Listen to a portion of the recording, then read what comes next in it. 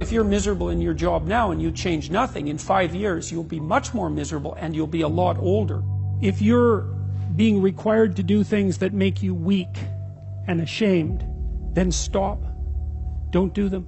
It's a moral obligation to pursue what you find meaningful.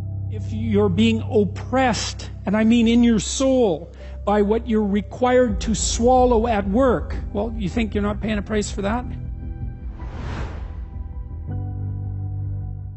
If you're in a workplace and pathological things are happening, this is easy. I can tell you how you know if pathological things are happening at your workplace. If you're being required to do things that make you weak and ashamed, then stop. Don't do them. Like one of the things I learned from Solzhenitsyn and Frankl was that systems go terribly out of control when people don't stop them when they're going mildly out of control. You know, and you might say, I should just keep my goddamn head down and shut up. It's like, maybe you should. Like, that's not bad advice. You know, you don't want to make unnecessary enemies, and you don't need any more trouble than you need. But you got to ask yourself on a day-to-day basis, what makes you think you're not selling your soul? Because sensible people say nothing when they should say something. And what's so strange about that is that there are way more sensible people than people who aren't sensible. They're just not as noisy. Because if you can't tell someone to go to hell, then you can't negotiate with them. And if they've got you over a barrel, then you can't say anything. So you got to set yourself up so you've got some mobility. And actually, that's a really good principle in your life, period. You should set yourself up so that you have a lateral move at hand. And then you should find out, well, are there things at work that are disturbing my soul? You know, and you find that out. First of all, you ask yourself, okay, I'm disturbed at work. Okay, I'm probably weak and deceitful and useless and lazy. You might as well start with that.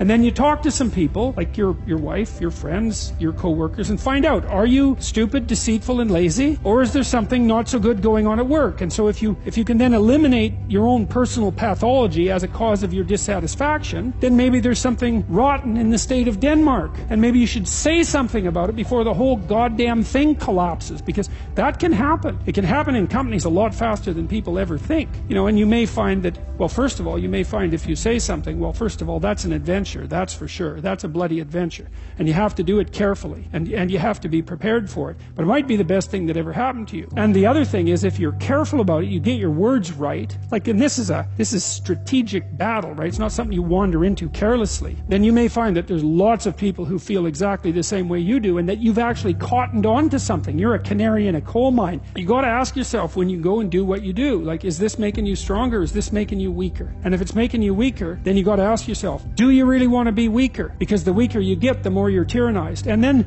worse than that, like, the weaker you get, the more bitter you get. And the more you'll work towards terrible things, the more you'll snap at your wife, the more you'll kick your kid. It's no joke to be tyrannized at work. And so I would say you have an ethical responsibility as a citizen to forthrightly confront creeping tyranny no matter where it occurs. Part of what we're learning, I would say, from these stories, if we're learning anything at all, is that if you're aimed at the good, which is a question you really got to ask yourself, you know, if you're genuinely aimed at the good, then take heart, because you're a lot stronger than you think. It might be difficult, but it's not futile. If you get your words right, you have something to say, there'll be an impact of those words. It might not be the impact that you would choose. But the other thing you got to tell people is, pick your poison. You may be in a situation where you don't have a cakewalk to the Garden of Paradise. You got tyranny or famine. Those are your choices. But you get to pick which one you have. And I would say if you're being oppressed, and I mean in your soul, by what you're required to swallow at work, well, you think you're not paying a price for that? You got no self-respect, and rightly so. But worse than that, you're an agent of your own destruction. You're destroying your own ideal, and you're letting people who are weak and corrupt win. And if you stood up and stood up properly, but you have to put yourself in order to do this, at least to some degree, right? You can't do it casually. You have to do it from some position of preparedness and strength. Then what makes you think you couldn't scare them back into the corners? And that would be a good thing. And, you know, the alternative, personally, is bad because there's a psychological degeneration that goes along with it. I've seen this with many, many of the people that I've worked with who have been tyrannized in the workplace to the absolute detriment of their psychological and physical health, right? To the point of collapse, confronting these crazy, crazy things when they were sensible people. That's a terrible price to pay, man. Like, it's a bad price. Well, you should be afraid of taking risks and pursuing something meaningful.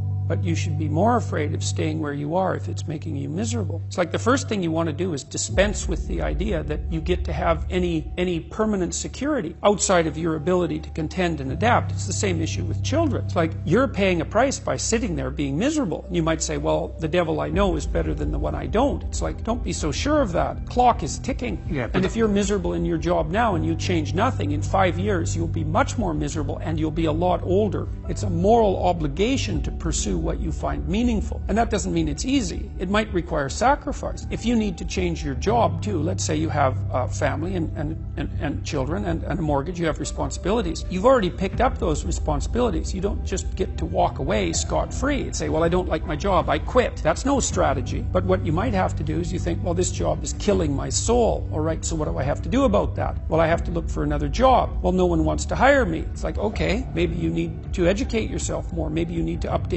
maybe you need to sharpen your social skills. Like, you have to think about these things strategically. If you're going to switch careers, you have to do it like an intelligent, responsible person. That might take you a couple of years of effort to do properly. I think it's more important to have an ethos, an ethic. So I have a program, for example, called the Future Authoring Program, which is a writing program that enables people to develop a vision for their life and then to develop a strategy. And so it's based on the idea, imagine that, and it's an extension of the ideas in the book, or at least something along the same lines. I've dealt with hundreds of people in my clinical and consulting practice, and we set a goal, we develop a vision and work towards it, and things inevitably get better for people. So it's not a luxury, it's difficult, it's a moral responsibility, and it isn't happiness. It's not, the pursuit isn't for happiness.